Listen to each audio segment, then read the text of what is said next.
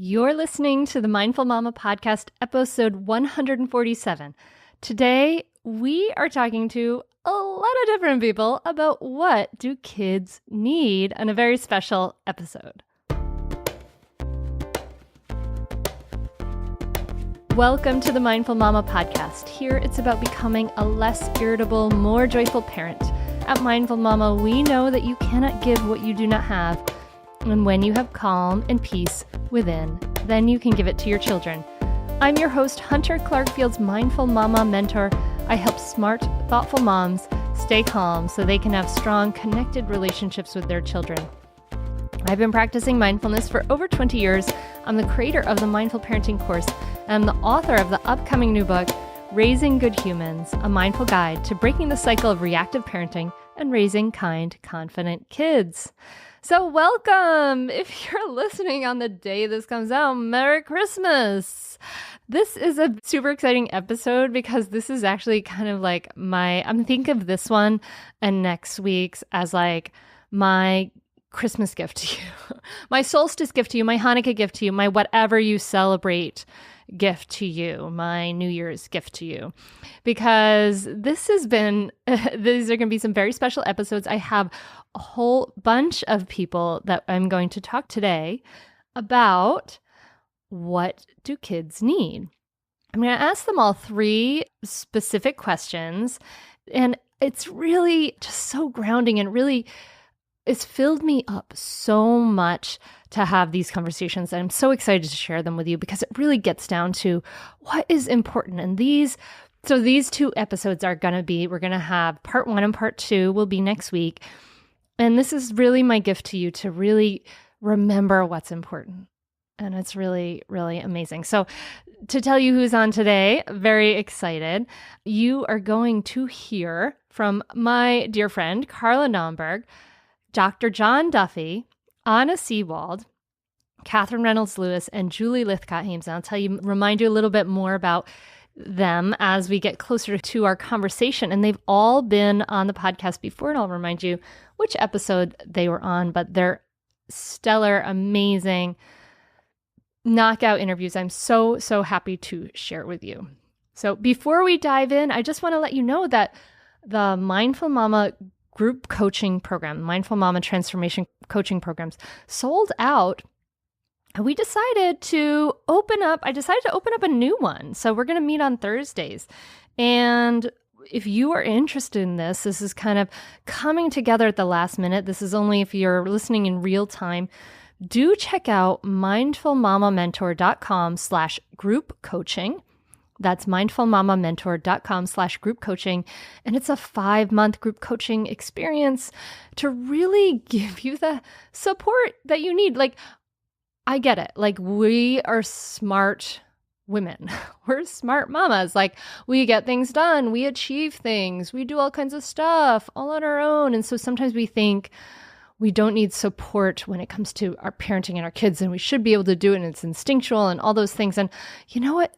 That's such BS because it makes a huge difference in the world to get the support from other women, from a coach. It makes a huge, huge difference. So if you want to talk to me about that, please reach out at hunter@mindfulmamamentor.com. We'll hop on the phone. Or if you want to learn more, just go to mindfulmamamentor.com/group coaching. Now, we'll start off this What Do Kids Need expert roundtable session with my dear friend, Carla Naumburg. And Carla has been on so many podcasts that I just don't have time to list them all because she's kind of like my unofficial co-host. So a few that she's been on that I would love to point out to are the number 144 was a recent episode when we talked about 10 reasons why retreats are important. She was there for number 137, self-care for anxious times. Number 116, stop self-sacrificing. And one of the big favorites that people love to listen to, it's one of the most downloaded episodes of all time, number 85, how to discipline your kids mindfully. And I want to give a shout out to episode number 71, what's your attachment style? So all these episodes Carla has been on. I love Carla. She's amazing. She's also going to be Joining me, we are co-leading a retreat at the Copper Beach Institute in March 1st through 3rd. So if you would like to hang out with me and Carla for a week after listening to this conversation, please learn more about that. You can find information about that at mindfulmamamentor.com. All right, so join me at the table as I talk to the wonderful Carla Naumburg. Carla, welcome back to the Mindful Mama podcast. Hunter, how do I sound? Oh my God, you sound so good. Why, Hunter, do I sound so good? Did I get a voice transplant? No, I did not. What did I get, Hunter? You got a little Hanukkah gift from the Hanukkah fairy. Oh my God. Guys, not only is Hunter a Mindful Mama mentor, but she is a Hanukkah fairy. So this is the point at which I would suggest you all immediately convert to Judaism, because apparently Hunter will start sending you amazing stuff like microphones. So yeah, Carla has a new mic. She's sounding a lot better. Yay! I feel like a new woman. I feel very professional and important right now. You're a podcaster, Carla. Just accept it. Loving it. Living it. Living the podcaster life. Living the podcaster dream. Living the dream. Okay. So let's get down to business and talk about what we're here to talk about today, and just tell everyone briefly who you are as well. Oh, yeah. My name is Carla Naumburg, and I am a social worker and parent coach. I'm the author of 2, soon to be 3 parenting books. My next book, How to Stop Losing Your Beep with Your Kids, although the word is actually in the real title, but I'm trying to be sensitive to Hunter's needs. It's going to be out this summer, my next book. And I live outside of Boston with my husband and my 2 daughters. Awesome. Yes. And Carla, today you are part of a group of people to talk about this question, thinking about way back when, oh, so long ago, when you were a young parent and you were struggling and going crazy. So what advice would you give to yourself when at that time, when your first child was like a wee little thing and you were starting to go bananas? My gosh, Hunter, I wanted an easy question like, I don't know, what's your favorite color? That would have worked for me. This is a tough question, and I'll tell you why it's tough. It's a good question. So there is the question of what advice I would give to myself, and then there is the question of what advice I was able to hear back then. Because I had access to a lot of really, really useful and helpful and kind and wise ideas and information, and I wasn't in a place as a mom where I could appreciate it, integrate it, and make use of it, because I was tired and I was overwhelmed and I was anxious and I didn't have the space or the perspective.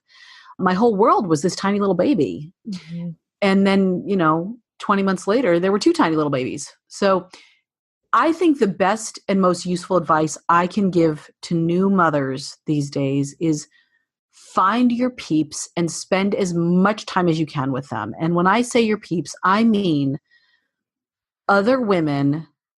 I think they need to be mothers, although I'm willing to be flexible on that. And I really think ideally mothers who are in similar stages of parenting as you are, that you can just totally be yourself with. And every time you hang out with them, you feel connected and confident. You have at least some sense of like, okay, I got this. I can do this. And these may not be the same people that were your friends before you had kids. They may not be people that you actually ever see again in your life. And they may be your BFFs. That's awesome when it works out. It doesn't always. And they may not be the people that you would expect them to be, the people that you run into when you're going back to work or drop off at daycare or, going out for a walk with the baby. So for some people, some people are lucky and they kind of find these women. And for some people, we have to work a little harder. And I was literally like accosting people in Target and coffee shops. Like if I had seen mom with a new baby, I'd be like, hey, you want to be my friend? It was really awkward. But I knew, and I literally just almost assaulted a woman on our street in a nice way. And now we're actually good friends and she's my next door neighbor. But I was like, oh my God, there's a woman with a baby and she's home in the middle of the day and I need to talk to her and she has to be my friend right now. Like I was, don't necessarily do what I did. But if you can find new parenting groups, like make the effort to go to them if you can. Anywhere you can find these people, just set up play dates invite them over, invite yourself, like do what you can, because those are the people that are going to help you stay sane. And again, you know these people because they're honest with you. Like they don't clean up their house every time you come over. They're not always wearing a clean shirt. Like I remember going to one parenting group and the mom would show up and her hair was perfectly blown out. And I remember literally she wore like a strapless sundress one time. And I was in like Target leggings and a dirty t-shirt. And I was like, oh my God, what is happening here? Who are you? I don't even look that good on a nice day. So clearly her peeps were different than mine. There's nothing wrong with this mom. She wasn't my peeps. So what I would say to brand new parents is find your peeps, whoever they may be, the people you feel super connected to, and spend time with them and just be with them, be honest, laugh, do whatever you need to do. And that's my suggestion. I think that's great advice, Carla, to just normalize the situation. Because like having a new baby, having a new child, it's like you're just thrown into a whole other world, and you're just shocked that everyone else in the world is living from the surface normal lives while you're in this this crazy zone of new parenting. So yeah, find your peeps who are also in that zone. So I love that advice. Thank you. That's really insightful. Like, what was I able to hear? That's really insightful, Carla. What do kids need from us? Hunter, why would you ask me this question? Look, if I had the answer to this question, I wouldn't be talking to you. I'd be on my private island, like chilling with Oprah. No, seriously though, this is a really important question. And obviously our kids need us to do whatever we can to keep them alive. So that's step one, like feed them and take them to the doctor and, like basics of life. Yeah. Basic childcare. And I actually mentioned that because I think for all of us, there are days when we get to the end of the day and it's like, okay, I did that and that was the best I could do and that's okay. Yeah. But I think in general, and every kid needs something different. So I want to be very clear that I'm going to offer my suggestion. And if this doesn't resonate with you and your family, ditch it. That's okay. But I think what kids generally need is they need to feel connected to an adult that they feel safe and comfortable with. And what that means for us is that we need to do what we can to be able to show up for them as often as we can. And it's not going to be every minute of every day, but in a safe and present way. So kids really need to feel safe, and they need to feel physically safe and emotionally safe. And part of that is knowing that the adult who is responsible for them is more often than not going to hurt them or explode at them or freak out at them. And if you are a parent who is hearing this and feeling deeply embarrassed or ashamed about the last time you lost it with your kid, please, that's not where I'm going with this, because we don't have to be perfect for our kids, and we all lose it with our kids. And many, many of us are dealing with stressors in our lives, work stressors, financial stressors, extended family stressors, health stressors, mental health stressors, whatever it may be, that make it really almost impossible for us to do what I'm saying. And if that's your case, please just hear me that you need more support, that this is hard and that it's not your fault. Mm-hmm. But I think, and the thing that drove me to write my upcoming book, How to Stop Losing Your Poop with Your Kids, I'm keeping it clean, Hunter, is that this has been a challenge for me personally. And it is a challenge that many, many of the parents I work with, struggle with. It's really the challenge of our generation. I mean, the New York Times ran an article a few years ago that called us a generation that yells. And I think that's true. I think some people are also struggling with being physically safe with their kids. But what I would say is our kids need us to be a source of safety and connection and helping them feel compassion, a source of safety and connection and compassion whenever we can. And that is an extremely tall order. And we don't need to be perfect and we don't need to do it all the time. But when we can show up for our kids, that's what they need. How is that for not at all concise? I think that's beautiful. No, that's totally great. Like, yes, they need the basics of life, and then that feeling of safety and comfort, physical and emotional safety.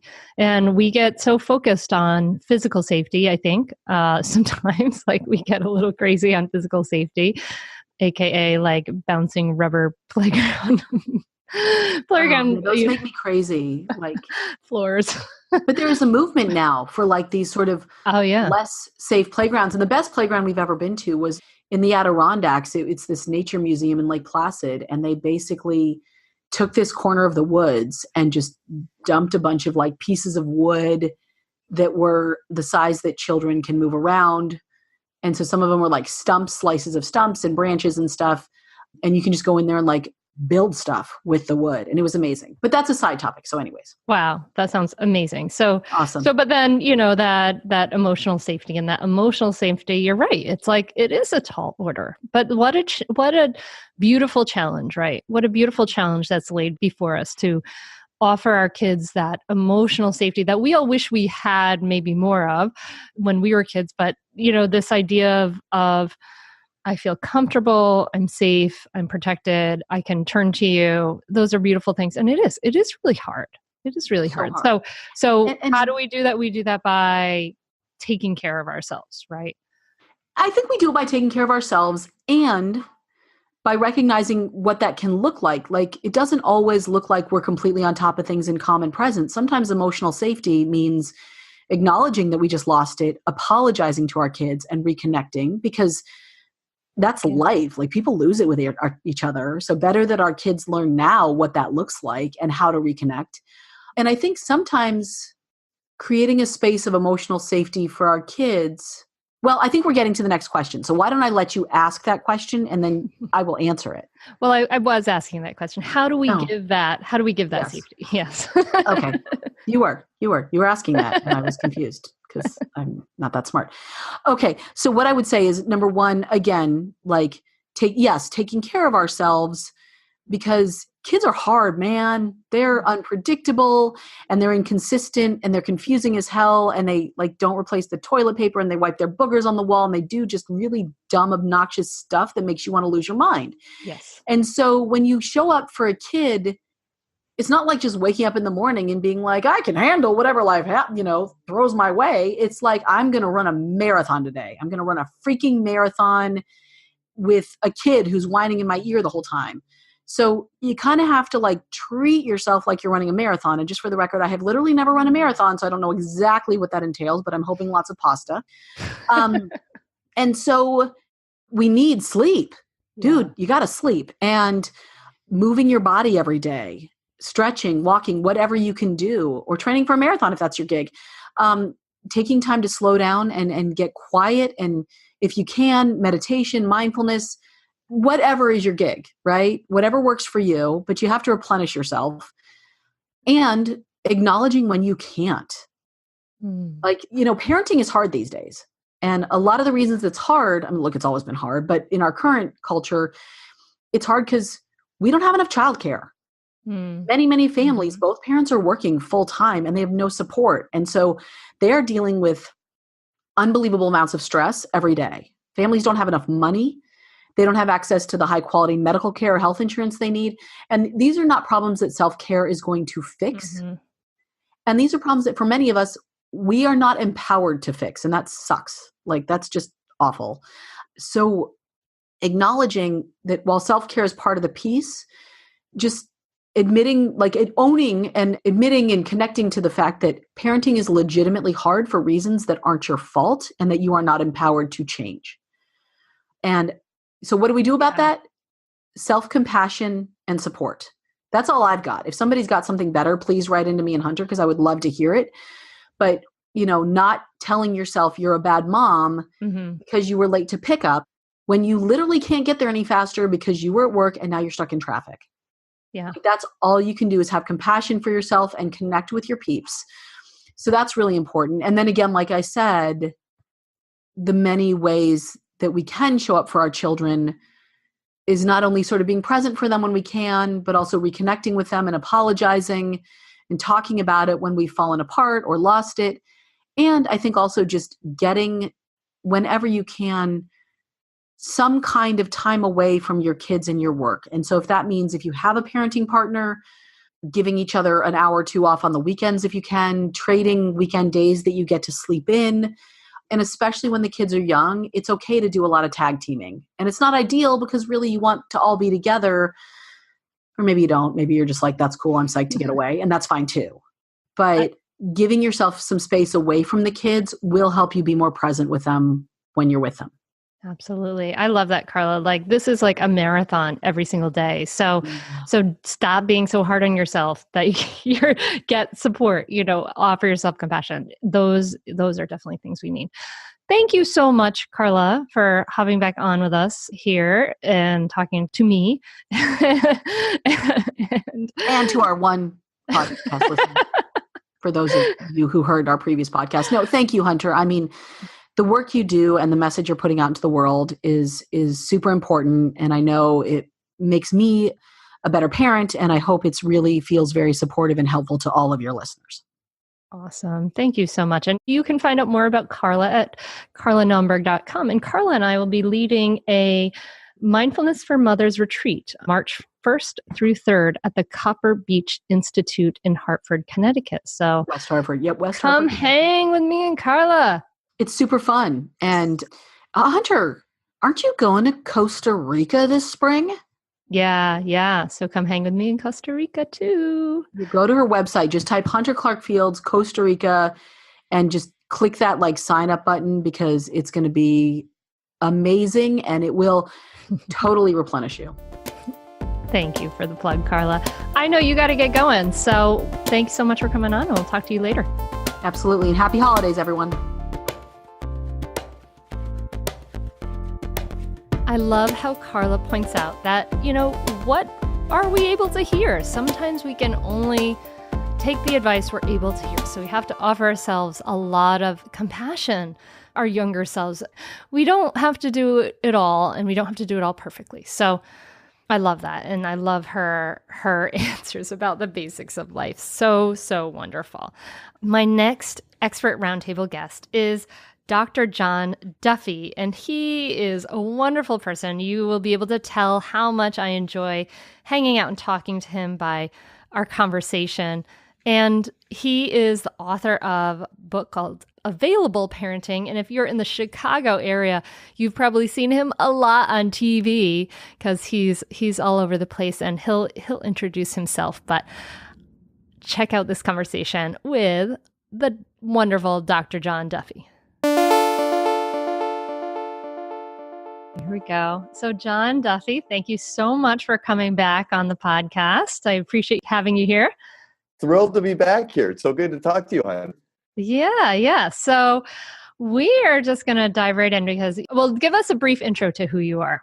Okay, so I am a clinical psychologist. I work a lot with preteens and teens and their parents. I wrote a book in 2011 called The Available Parent, and I'm just finishing another book tentatively titled Parenting the New Teenager, just because things have changed so radically in the last 7 years. And I do some radio work here in Chicago and some television work, and I love my career and I love being a dad. Yay. Yeah. For those of you who are outside of Chicago, like John is like all over the Chicago TV, as far as I can tell. You're like all over the place, which is fun. Yeah. So some of the questions we're trying to get that perspective, start the new year off right. So thinking back to when you love being a dad now, I bet there might have been a time where you were kind of frustrated and you were like tearing your hair out. So thinking back to when you were a young parent, if you could give that guy some advice, what would you say to him? I love this question because it gives me this image. I remember walking my son when he was a baby, and I'm fretting. I was worrying as literally I'm pushing the stroller. It was early in the morning. And that's when I think about this question, I think about that moment where, oh man, I could have been so present and could have enjoyed that moment so much more. But I was a worrier as a new parent. And so I was pretty anxious a lot of the time. And I reflect a lot on the moments I might have missed. I think because when we're anxious, we can be right there and still miss a lot of the moments. So looking back, if I could talk to John Duffy, the very much younger John Duffy now, I would absolutely tell him, get your house in order. Go and talk to a therapist and work this stuff through now so that you really feel solid and comfortable and you can be present fully as a husband and a father. And you can enjoy this time instead of worrying your way through it the way you are. Yeah. So going back to that understand yourself, take care of yourself. It's that work on ourselves. It always kind of Yeah. comes back to that, right? Like, it's like, that's really the big thing we can control is like that. It's a big thing, and it's so critical, and it's so easy to miss, I think, because being a new parent is such a frenetic, busy time that, we're very occupied. And now, and my son is 23 years old, and now when I work with parents who are new parents, they've got a whole new set of challenges, and stimuli and circumstances that they have to deal with. It's much more stressful now than it was just a couple of decades ago. Yeah, yeah. So taking care of that stress in ourselves so it doesn't spill over, and that means so many different things. But so I love that. Go talk to a therapist. That's Yeah. great advice. Go talk to a therapist because it's freaking hard. It's That's right. hard to have this tiny person in your life and have them turn everything upside down, and it's not all roses and rainbows, and it's really hard and you need help. So get that help. Get that help. Use the whole toolbox. Love it. Love it. Love it. Awesome. So you work specifically with teens. So maybe you can speak to this kind of from that perspective. Yeah. What do kids need from us? Yeah. So I would say kids need two things from us. One is what I call availability. It means taking your own fear, your own judgment, your own ego as a parent, and as best you can, putting that on the back burner. And that alone, I think, is really, really mighty work that's really challenging for parents, because these are days where I think we're really anxious a lot of the time. We judge ourselves, we judge our children, especially our teenagers, if they're playing Fortnite or they're on Instagram, for example, instead of doing the work we want them to be doing in the moment. And our egos are at play too. We would prefer to have the bumper sticker that says Princeton than the one that says some school we've never heard of. So that's the first thing, is taking fear, judgment, and ego as best you can, putting it at bay. But with teenagers in particular today, and even preteens, I think you have to take it a step further and really step into their worlds and try and understand their stresses, because it's so different being 9, 10, 11, 12, 13, 14 now than it was even a few years ago, Hunter. If we don't understand what it is that they're going through, what their stressors are online, in school, with their friends, then we're not doing the best job we can as parents. And it's the Wild West. It's a very different world than what we know. So if we presume that we understand because we were there once, one thing I can assure virtually any parent listening, we were never there. What they're going through is something we never went through. So you really have to do a lot of stepping into their world, sitting down, tell me what this game is about. Tell me how this social media thing works. What number does it play on you?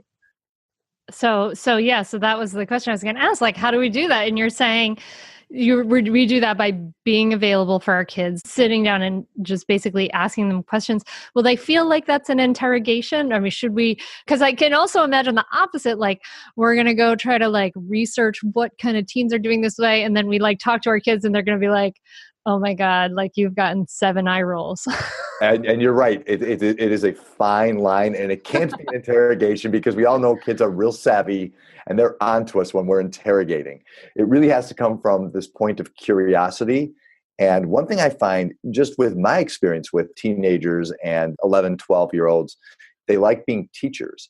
So when Fortnite first came out, I remember asking, like, I don't understand this game. Like, why is this game any better than any other game?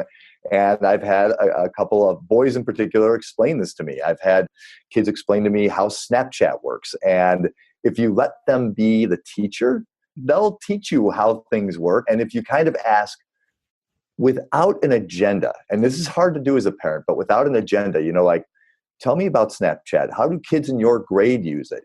Because I've heard that some kids use it for X or Y, and let them kind of walk you through it instead of it. But make sure it's not an interrogation. Make sure you're coming to it from a point of curiosity. Like, I want to understand what's going on in your world, in your grade. So teach me a little bit, because I don't understand this stuff at all. And most of us can say that with reasonable assurance. Yeah. No, actually, my nephew, we all sat and like watched him play Fortnite a few weeks ago. And so I was like, oh, now I know what Fortnite is. It's not a 2-week time span. It's it's this game. And yeah, they're kind of killing everyone, but Right. they do some funky victory dances, which is kind of neat. Like they do some dances in Fortnite, and they have some really interesting parachute items to bring themselves down into the island of killing each other. This is true, and the costume stuff. Some of the kids love this. Some of the accoutrements that come along with these games, and that game in particular is kind of this quick hit relative to these games that where you level up, for example, and it takes weeks to play it. Fortnite, you're done in half an hour, 45 minutes at the long end, and then you want to play again. So if you're wondering, like, why is my child so interested in, why can't I get them away from this thing? Part of it is it works like a casino in a lot of ways. It's self-perpetuating. You want to keep playing and playing and playing because you come close to winning, and you get to play again very quickly. So come into their world. Yeah. Be available. And that can be really hard, that putting your fear and your judgment and your ego on the burner. Like I had a client talk to me in Mindful Parenting just recently about, she discovered that her daughter had been lying to her for 2 years about using Snapchat, which she was particularly afraid of. And she had said, basically, just don't use Snapchat. And now it's like, oh, well, it's coming from that place of curiosity and putting those things aside. It's like, oh, what are some of the ways that, this is like a really hard question, I know, but what are some of the ways we can do that? Like if you're in the position of this woman. You're asking a question that parents ask all the time, right? It's kind of like, okay, well, now I feel like I can't trust my child, and you're telling me I need to be available and present. And you almost have to take these pieces and separate them a little bit. So parents will ask me, like, well, what's a good consequence if my child lies to me about uploading Snapchat onto her phone, for example? Mm-hmm. And I will often say, honestly, Hunter, I'll say, I don't care. Whatever you feel inclined, whatever feels like it meets your own ethic and what you feel like is fair and will prevent future lying. But the more important piece, and so that's the parenting part of it, kind of. The more important piece is, I think, being available. So I think if we think we're going to protect our kids or keep our kids away from the common stimuli that they're drawn to, I think there's a degree of folly affiliated with that. So if we think our kids are not going to listen to rap music, they're not going to get on Snapchat, they're not going to play video games, they're not going to get their feelings hurt online, like this stuff is in all likelihood going to happen. So as parents, I usually encourage people to accept the realities of what's going on with kids now and parent appropriately and put the boundaries and structure around it. But because it's happening, you, don't want to create rule breakers. So you don't want to have too many rules, but you want to also create structure because kids are not going to be good at that on their own. So you need to be able to say, okay, well, 40 minutes on the screen tonight, that's enough, because I know that it's unhealthy for you to be on there any longer. And I don't expect you at 12, 13, 14, or 15 to regulate that very well. Mm-hmm. So first we have to understand what's going on. And that's that teaching piece where our kids are going to be better teachers than almost anybody else. And then the next piece is, okay, well, I'm going to have to put some lines around this. I'm going to have to parent around this. Now that I know, I'm not going to just step away and say, okay, well, enjoy the Wild West. This is where we really have to step in and say, all right, so I'm going to monitor this when you first get started. I want to see what you're writing on Snapchat, what you're texting, what you're receiving, who your friends are out there. So you're going to friend me. You're going to friend your aunts and uncles. You're going to be very, very visible out there until we know that you are safe, because that's something we don't understand very well yet. Okay, cool. Okay, so kind of what I'm hearing you say is like separate these two things. Have the conversation about the boundaries, the rules, the consequences. Have those conversations. Like those are great to have. And separately say, okay, we've figured that out. Now I want to understand. Now I want to, so have these, so have both of these. It doesn't have to be, you come from one stance. It's like, have both of these things sort of in your pocket. Beautiful. Yep. Beautiful. Absolutely. I love that, John.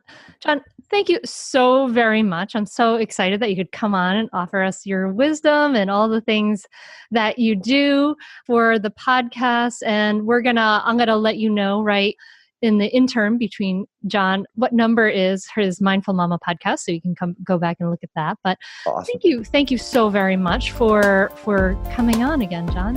Thank you as always for having me, Hunter. It's always a joy to talk to you. Awesome.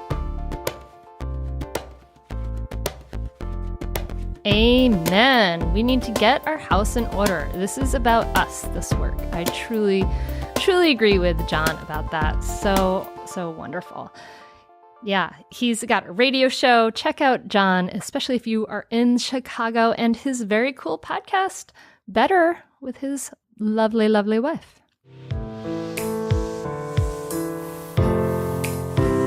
Breathe.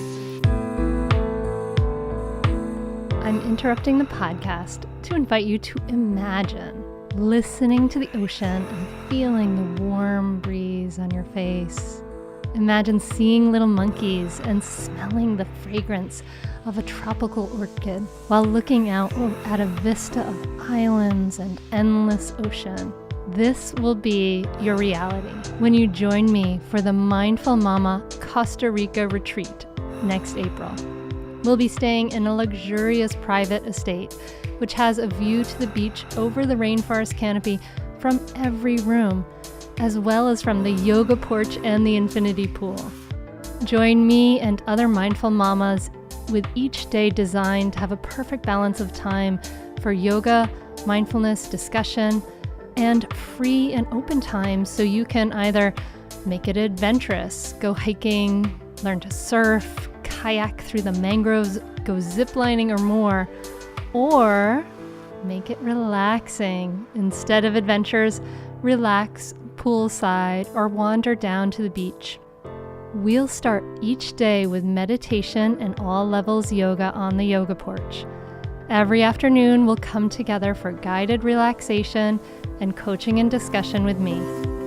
Locally sourced foods will be served at breakfast and dinner by our talented in-house chef. If you want to get away from everything and take the break that I know you deserve, join me. We have limited spots available, so now is the time to reserve at mindfulmamamentor.com/Costa Rica or email me at hunter@mindfulmamamentor.com. That's mindfulmamamentor.com/Costa Rica or email me at hunter@mindfulmamamentor.com. I can't wait for you to join me there.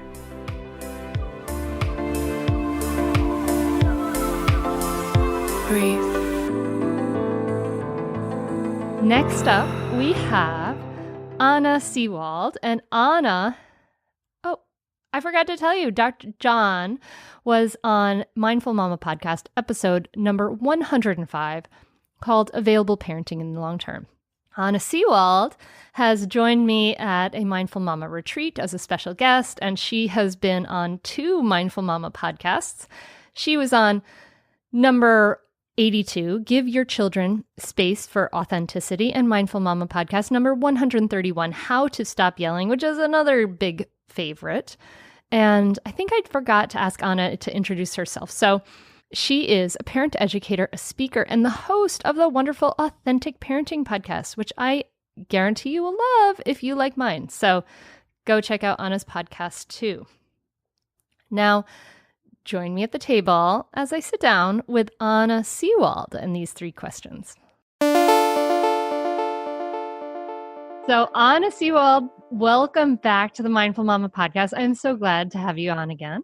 Thank you for having me. This is my favorite podcast. I can be on every time. I love having you on too, and I love hanging out with you. But we are going to dive right in. We're going to look at these questions I've been asking kind of in the new year, taking that big picture look at our parenting. And I invite you to think about, if you can think about when you were a young mom and it was challenging and you were struggling, what advice would you give to yourself in that moment? I would say this too shall pass. There is a light at the end of the tunnel. even though it seems like you're going to be stuck in this depressing, sad, rot, hopeless state of not knowing what to do and being confused, but you're going to be okay. You are going to be okay. Trust and have faith.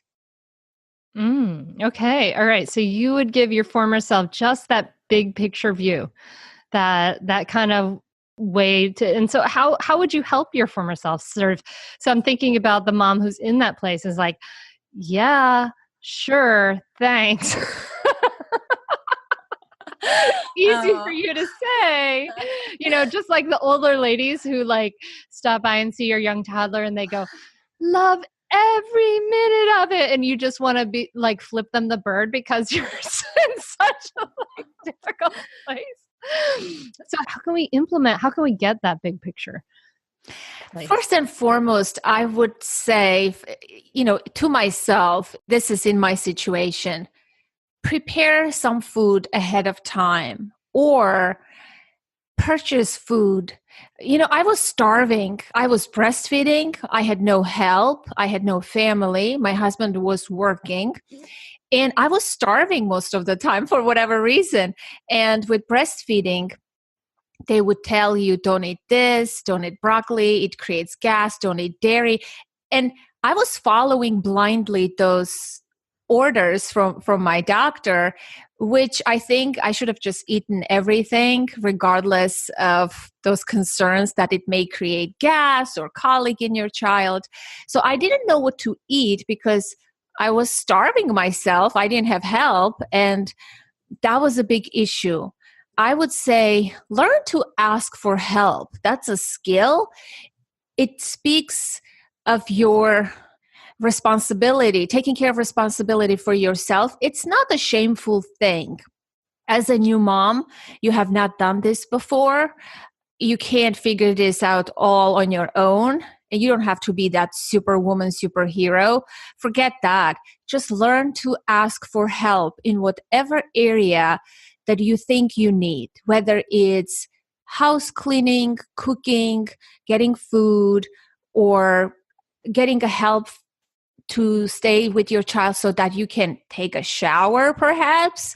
Be creative in creating resources and getting help. That's what I would have done. I love that. Yeah. So to get that big picture perspective of like, this is going to pass, you have to kind of step out of it for a moment. And we can't step out of it if we're constantly 24 hours martyring ourselves in it.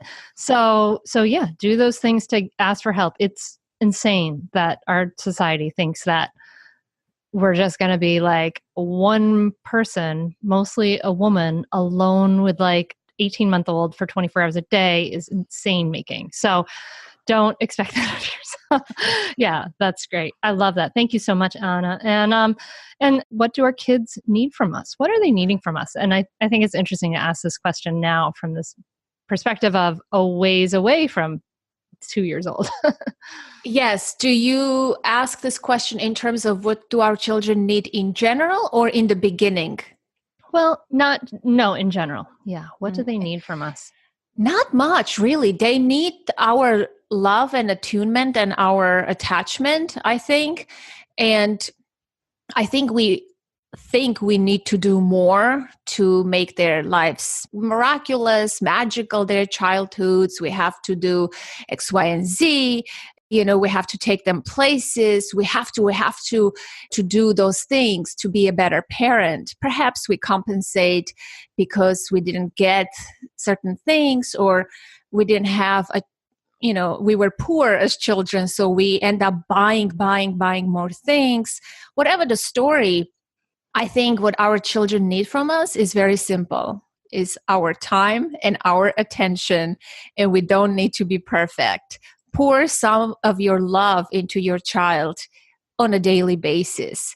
Simple stuff. Just ask questions, be curious, give hugs and kisses. You don't have to jump through this imaginary hoops that you create for yourself to be a good parent. You are already what your child needs. Just show up as yourself. I think that's the main thing. And meet your children's emotional needs. I think first and foremost, that's the main thing. Honor who your child is. Try to see that already.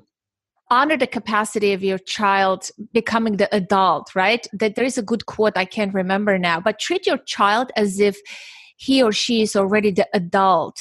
I think have that notion that respect that selfhood in your child, that authentic self.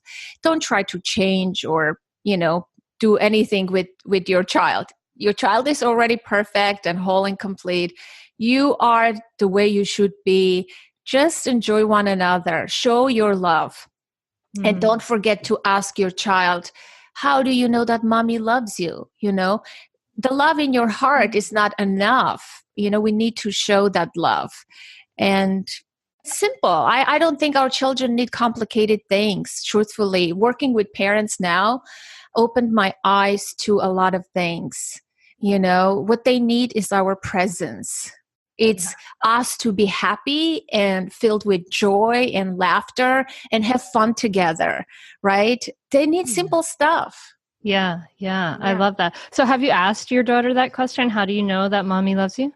Yes, not recently, but of course, over the course of many, I use this as a technique. I teach this to my clients. I have asked many times. I am very open and vulnerable with my child in terms of like that. She would tell me, yeah.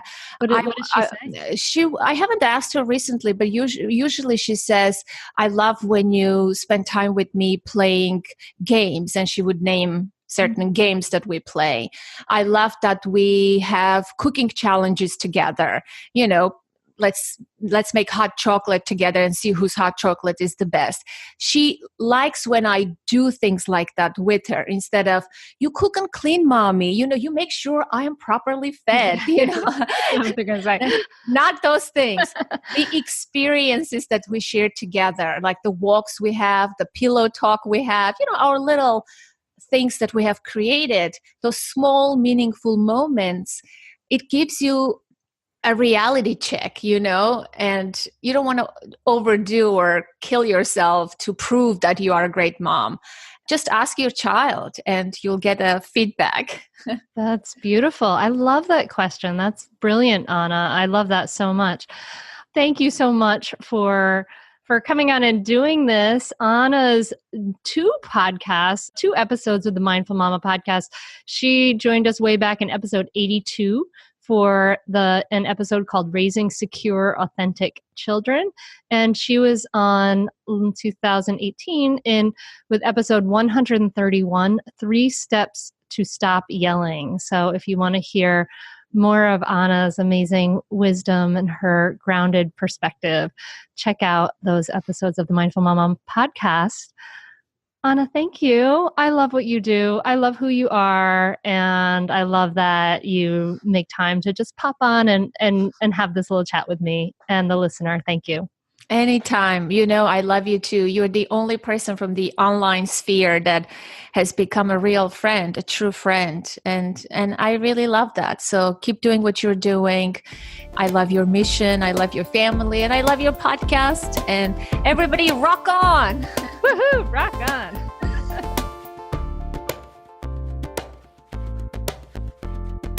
Isn't that question amazing? How do you know that mommy loves you? Oh, I love that. I need to find some way to say that to my daughters. So beautiful. Up next is a wonderful author that I really enjoyed talking to in Mindful Mama episode number 127, Good News About Bad Behavior. And Katherine Reynolds Lewis is the author of a book called The Good News About Bad Behavior. And she has some wonderful words of wisdom right now. Katherine Reynolds Lewis, I'm so glad to have you back on the Mindful Mama podcast. I'm so pleased to be here, Hunter. Yeah, we're having kind of one of these mom kind of days where we're like squeezing a few things in, including talking to each other, which just the way life is sometimes, even if I try not to squeeze as much as I can. So, Katherine, I'm going to point everyone to the podcast that we did before, but please give the listener a brief introduction to who you are. I'm a journalist, certified parent educator, and author of The Good News About Bad Behavior: Why Kids Are Less Disciplined Than Ever and What to Do About It, which is the result of my 5 years immersed in the scientific literature on kids' behavior and development, and also following the most effective discipline models in the country, people who are actually practicing in the field in schools and homes. It's such an amazing book. I love it so much. Oh, Katherine, thank you. so I don't know if you know, but I'm writing a book, Raising Good Humans, right now. And I've got you in my little reference citations there. I'm citing your book. That's awesome. I love it.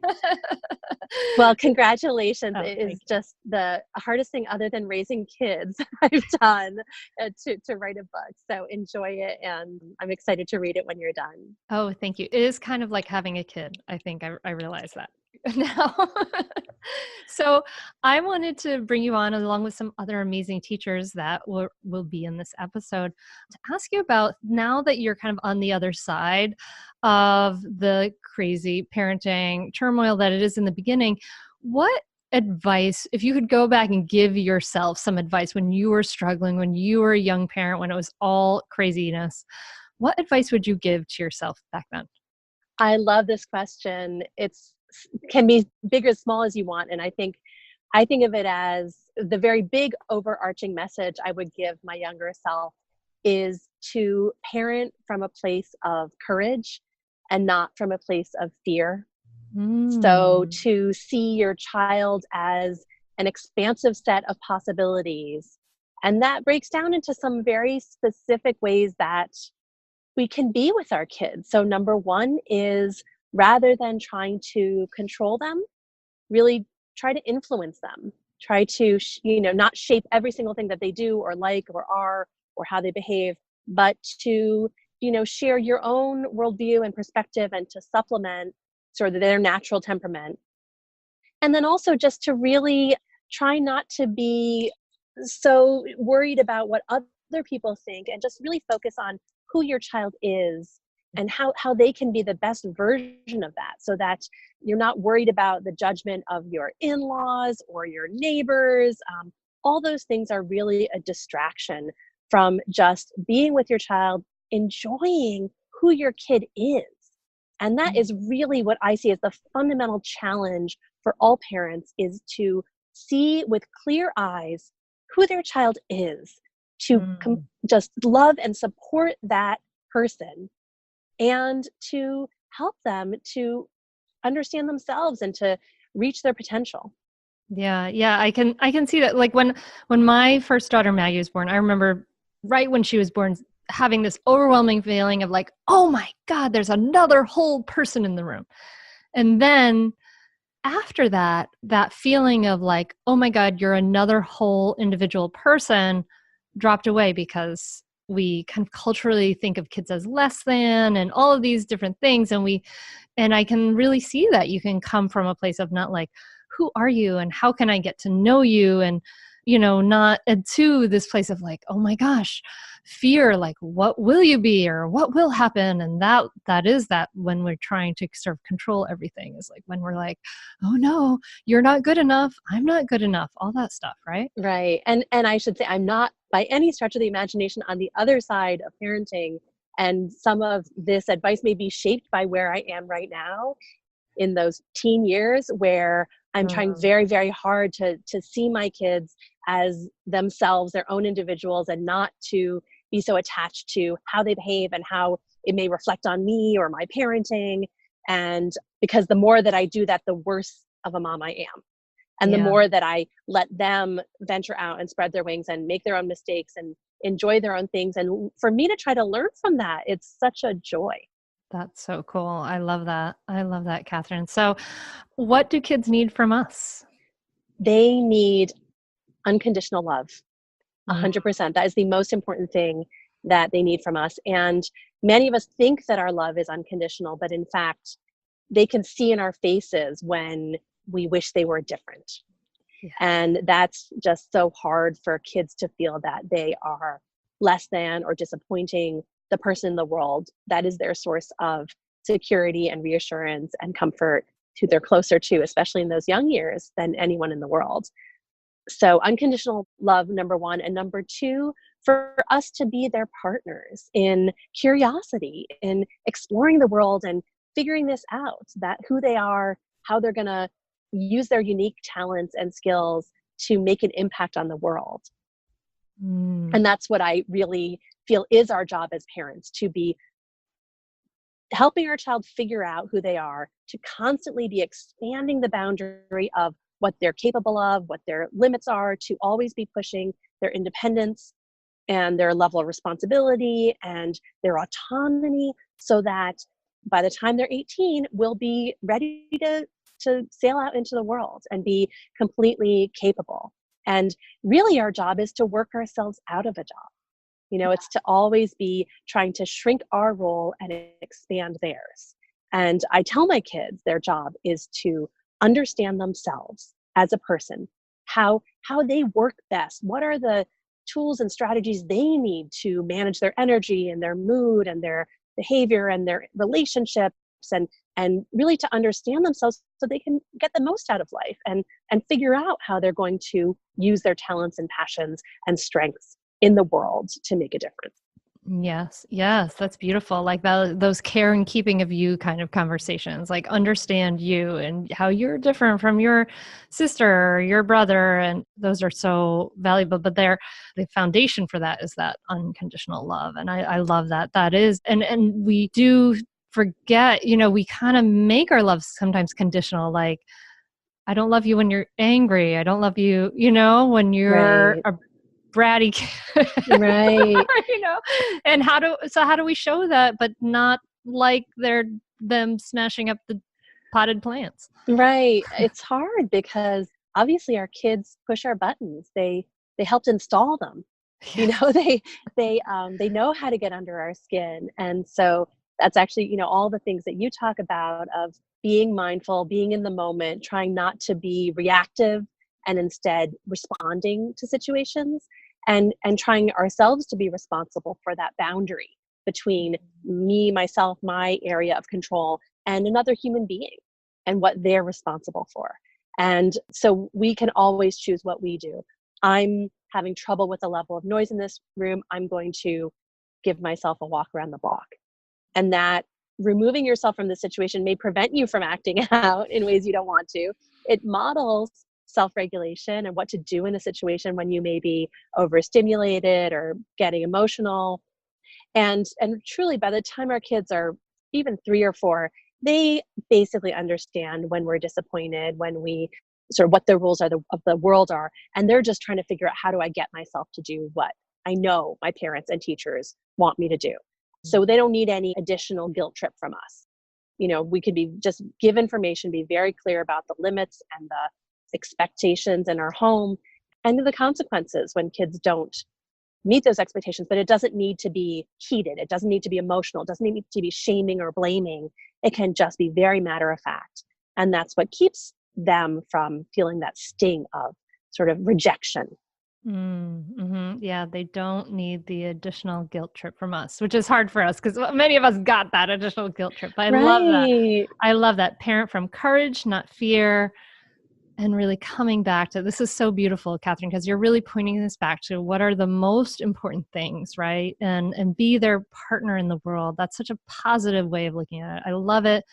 Love it, love it, love it so much. Thank you so much for taking these brief few minutes to join me and to get us started on this new year with this focus on. My pleasure.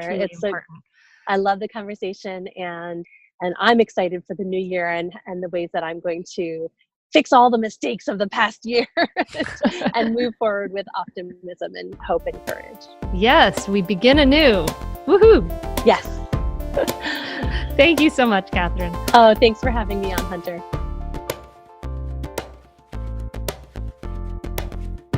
I love what Katherine says about parenting from courage, not from fear. Yes, yes, yes. See what I mean? This is why these episodes are a gift to you, because it's just odd. It fills me up so much. I hope it fills you up as much as it's filling me up to have these conversations. So cool.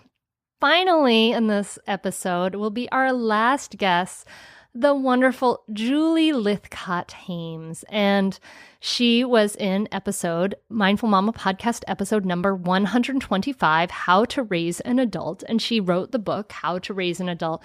And she gets so heartfelt in this because her son is about to come home as we record this, and it comes from the heart in such a beautiful way. So I'm really excited for you to hear what Julie Lithcott-Haims has to say. Julie, thanks so much for coming back on the Mindful Mama podcast. Great to be with you again, Hunter. I don't know why you want me back, but I'm cautiously optimistic. So will you briefly introduce yourself to the listener? Sure. I'm Julie Lithcott-Haims. I'm the author of How to Raise an Adult, which is an anti-helicopter parenting manifesto born of my years as a Stanford dean working with other people's kids who came to terms with the fact that I was a helicopter parent with my own 2 kids. And boy, was that mortifying. Julie's book is amazing. And she talks about it more in her episode of the Mindful Mama podcast, which we'll point you back to after this interview. But I'm so glad you could be here today because I wanted to point you back to when you were a helicopter parent. I still am. I'm just trying really hard not to be. Just like, you're like biting on the stick. It's so easy to tell other people what to do, Hunter. It's so much easier. But I'm working on actually incorporating all of that advice into my own head and heart and into my own actions with my kids, which is a challenge I set for myself every single day. That's awesome. That's good. Good. Walk the talk. Right. So what advice would you give to yourself when your kids were really little and you were kind of struggling way back when? I would say to myself, hey, kid, this is the universe talking. These children are being given to you for a time to love, to feed, and shelter. And they are not your pet. They are not your project. And they are not the trophy that you get to hold up as proof of your own great parenting. Ooh. These are little tiny humans with very big souls. Their soul is as big as it's ever going to be. Their bodies are tiny though. And so you get to be their caretaker as their bodies grow bigger and their hands and feet and minds and hearts grow more adept at achieving the tasks, walking this life path, etc. So I would give myself in some this sort of loving message, but a sort of a foreboding one, which is, hey, don't screw this up. Don't take them in so closely that you suffocate the being that they are. They are not yours. You are not them.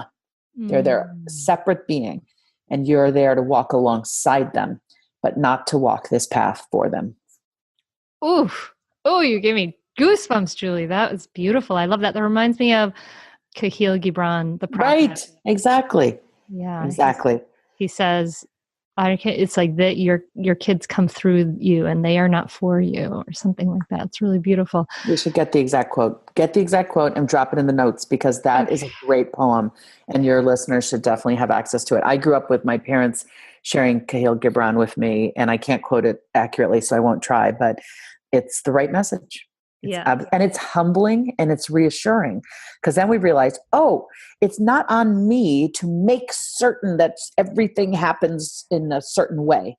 It's on me to actually get out of their way, provide the things they need in order to craft a healthy life, food, shelter, love, high expectations, teach them how to work hard. But, this is their path to walk. This is their path to walk. I'm going to share it right now. If you don't mind, I just did a quick search for it. From Kahlil Gibran, your children are not your children. They are the sons and daughters of life's longing for itself. They come through you, but not from you. And though they are with you, they belong not to you. And it keeps going from there. You can give them your love, but not your thoughts because they have their own thoughts, etc. It is so beautiful. So it's so beautiful. I have chills. We both do. We all have chills. Okay. All right, cool. So moving on. Yeah, no, exactly though. Like they are not your pet, your project, or your trophy. We get our ego so involved. And it's step back. And that's exactly why I'm doing this podcast, is to like have us be reminded of what is that big picture. Like, yes, let's see them as these whole individuals that we saw who they were when they were born. Maybe we saw, oh my God, you're a whole being. And then we forget. So we're reminding you right now, That's dear right. listener. So then what do they need from us? Well, I actually got an email the other day from one of my readers, and I thought it was so wise, and I think it might be the right thing to reflect on in response to this question: what do our kids need from us?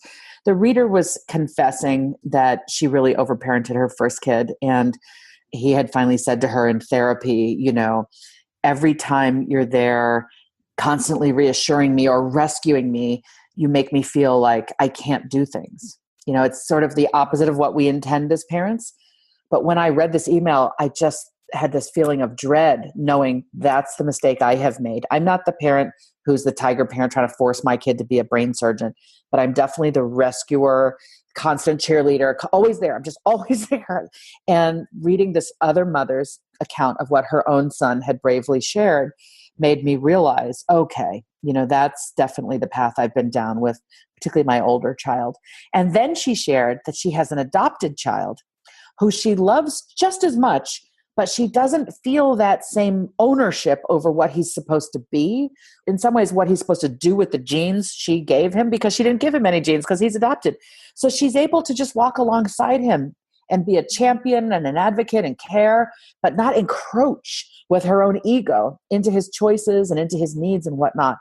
And so weirdly, paradoxically, what I'm going to say, and forgive me if this just sounds somehow so strange you can't even take it in, but I'm just going to try.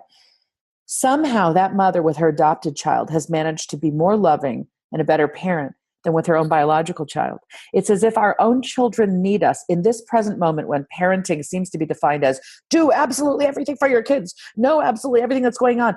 It's no, back off slightly, walk the path alongside them, treat your kid as if they are your best friend's kid. With your best friend's kid, all you're doing is giving great advice and rooting them on.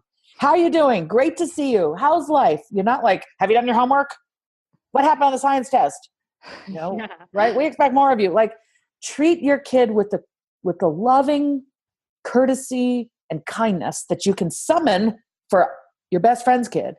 See if you can't make that shift and treat your own kid that way. Do you see what I'm saying? It's just essentially about injecting that tiny little bit of distance between our ego and their existence. It's a practice. I'm not saying literally forget that the kid is your kid or pretend your kid is adopted or whatever. But it's just a lovely way to think about, to recognize that you do have a greater distance between yourself and your best friend's kid.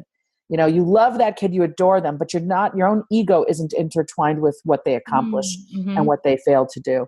Quite honestly, I'm going to try to build that practice into my own interactions with my kids over the holidays. I've got a senior in high school and a sophomore coming home from college in the next day or two. I can't wait. I'm like a dog at the door with my tail wagging, waiting for that kid to come home from school. You can feel the emotion building in my voice just as I contemplate my son coming home. He's going to be home for 5 or 6 weeks, and that gives me a great amount of time to just practice. Can I walk alongside him instead of just needing to know, how's everything? Are you doing this? Are you doing that? So this is a practice I'm working on, and I'm offering it unvarnished to your listeners and to you with hope that maybe it's a way forward for all of us. That is so beautiful. I love that. Treat your kids as if they are your best friend's kid. It's such a funny and concrete way of thinking about it, though. It's really cool. It's like, I think, Shefali Sabari says, love your kids, but care about them less. And it's kind of the same message, Exactly. Yeah. Yeah. And the reason is, and I love Dr. Shefali, it's because caring has become control. It has become so up in your business that it is too much. We've lost sight of what caring for actually should be. So we're trying to figure out ways to put the brakes on, pull back a little bit. And what happens is we make room for our own kid to step up and step forward and be and flourish in their own life. We stop acting like everything they do matters to us, worries us, makes us anxious and excited. And instead, our ego's not in it. So we don't throw all of that negative energy onto them. It's a beautiful thing. I've seen it happen in small doses in my own house. I'm just trying to get better and better at making that my dominant way of interacting. It reminds me of the mindfulness world. We talk about practicing non-judgment and practicing curiosity, right? The opposite of judgment is curiosity. If we can be curious about who you are, like interested in who you are, but we don't have to like kind of create who you are, which is so cool. It sounds like you're also really talking about restraint. So, because the next question is like, how do we give that thing that our kids need, right? But to me, the word restraint keeps coming to mind. Like, and it sounds like you're kind of walking through that yourself. Like, how do I give my kids some more of that space? So what we're really talking about is a fragile, insecure self, us, that needs to be interacting with our kids in all these ways to feel useful, to feel needed, to feel loved and worthy. And what it boils down to is we've got to work on our own mental health and wellness in order to be able to give our children the appropriate distance that they deserve and that they need and that they crave. I joke when I'm in front of large audiences, get a life and maybe your kid can get one too. And I say, if you really need to be so involved in the day-to-day, hour-by-hour transactions of your child's life, that's what, and you can't let go because you need that in order to feel whole as a human. I say, that's what therapy is for. And people laugh, but I mean it. Let's address what's not quite right in us so that we can heal ourselves a bit more so that our children are not burdened by all of these things that we end up kind of foisting on them. Yeah. So the work is in ourselves is the point. The work is to get right within ourselves. Often our lives these days revolve entirely around our children. We've got such a confluence of factors making that so. We are hyper vigilant about safety because we imagine a stranger lurking on every street corner, even though our children are more likely to die as a passenger in a car, which is a risk we subject them to every day. We've decided the stranger lurking somewhere is the greater harm, and so we're always there to make sure they're never out of our eyesight. So parenting these days, we think, requires a constant vigilance, whether they're at school or in a mall or on a soccer field or in a backyard. And we are constantly surrounding our children, watching them lead their lives instead of leading our own life. And I think to myself, no wonder so many young adults in the millennial generation are said to be failing to launch. I don't blame them in some ways because we made adulthood look so very unattractive. Because all they saw adults doing was worrying, hovering, anxious, needing to know at all times what was going on. They didn't see us laughing with friends uproariously over a joke or over the state of the world. They didn't see us knitting a sweater. They didn't see us going for a run. They didn't see us going to the theater. They didn't see us doing community service. They didn't see us out in our wood shop, working on that thing that's our hobby, or joining a choir. They didn't see us do those things because often we set those things off to the side because once we had children, we just decided our own healthy, vibrant adult life didn't matter anymore. And we need to show our kids, we need to role model for our kids what a healthy, vibrant adult life is because we want them to lead that life one day. So it all comes back to heal thyself and you'll be a better parent to your child. Amen, sister. So what are you going to do when your son's home? Are you going to go, are you going to be dance up and down? I'm going to jump up and down with glee.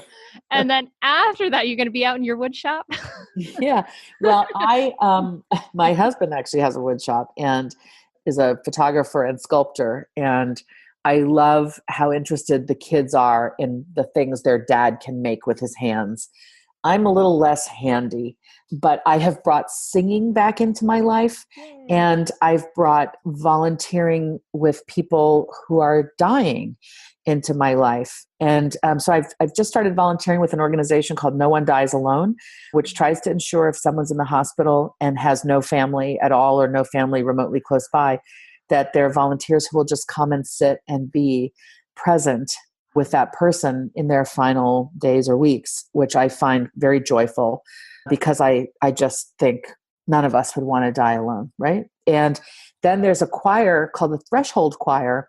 And by the way, No One Dies Alone, if anyone listening to this is like, oh my gosh, that sounds awesome, look it up. There are many hospitals have chapters. Sometimes it's called just No One Alone because they offer volunteers for people who aren't actually dying, but Mhm. are in the hospital for an extended period of time and who are alone. The Threshold Choir also has chapters around the world. And this is a choir that sings songs at the bedside of people transitioning from life to death. Wow. And so I'm showing up at the Threshold Choir in my community. We practice every 2 weeks, and it brings me I used to sing. I sang in high school. I sang in an a cappella group in law school. I sang to my children once I had children. I recorded a few songs in my 40s, but I really don't sing anymore, and I miss it. And my voice is terrible compared to what it used to be, but still it brings me joy just to make harmony with other people. And so the long-winded, conclusion here is I'm going to let my children know that I'm involved in these activities. Just casually drop it into conversation so they know their mom's got something going on. Besides, like, how are you doing in school? Awesome. Good Yeah. for you. Good for Yeah. you. Really, those are beautiful. I'm so glad I asked because those things really interest me. My mom was a hospice nurse for many, many years. So that's something that really interests me. Well, Julie, I really appreciate you sharing your time and Absolutely, sharing Hunter. your voice with us. I love Julie's book, How to Raise an Adult, is so wonderful. And we'll point everyone back to the podcast episode you were in before. But thank you. Thank you so much. I really appreciate everything you're contributing. Thank you, Hunter. If people want to follow me, come to my website, julielithcott-haims.com. You can link to my social. I've got an occasional newsletter. I promise not to spam you. It's a great way to just sort of stay in touch. And Hunter, good luck to you. Can I mention your project? Good luck to you in completing your book. I'm so excited for it to come out. And I know your listeners are too.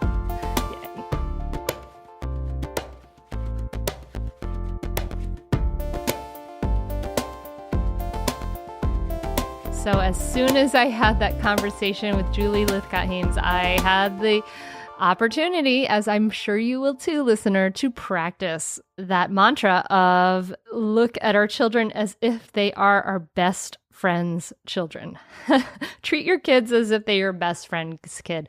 It's really interesting. It helped me to get some perspective.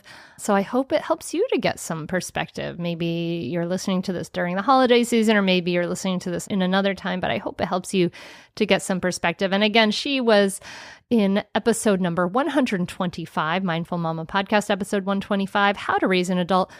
To find these episodes, it's, even me, where I've accessed, I have lists of all of them. I just Google Mindful Mama Podcast 125, Julie Lithcott-Haims, and then it comes up. So I find that's the easiest way to find these episodes. And just to recap, we talked to Carla Naumburg, who is on so many episodes, including her, probably the most famous one is number 85, How to Discipline Your Kids Mindfully. John Duffy was on episode 105, Available Parenting in the Long Term. Anna Seewald, her most famous episode is number 131, How to Stop Yelling. Katherine Reynolds Lewis was on episode 127, The Good News About Bad Behavior. And Julie Lithcott-Haims, of course, number 125, How to Raise an Adult. So you're just halfway through your gift, my friend. Just halfway. I have 5 more amazing guests to bring you next week for a New Year's gift. Next week on New Year's Day 2019. Oh my God, I can't believe it. I will be having 5 more amazing guests on. Actually, 6, because one of them is my wonderful mentors, teachers, and friends, Kathy and Todd Adams of Zen Parenting Radio, which is another great podcast. So I hope that you have been truly filled up by this episode as much as I have been filled up by having these conversations. Just want to remind you that we opened up another group for the Mindful Mama Transformation Coaching. It's 5 months of group coaching with a small group. We're going to be meeting on Thursdays. You need to check out what the past people have said about that, because it really can be the work that changes everything, and getting the support that you need to really change everything. So learn more about that at mindfulmamamentor.com/group coaching. And I will see you next week on New Year's Day. It will be coming out with the part 2 of What Do Kids Need? Wishing you a really beautiful week, my friend. Namaste.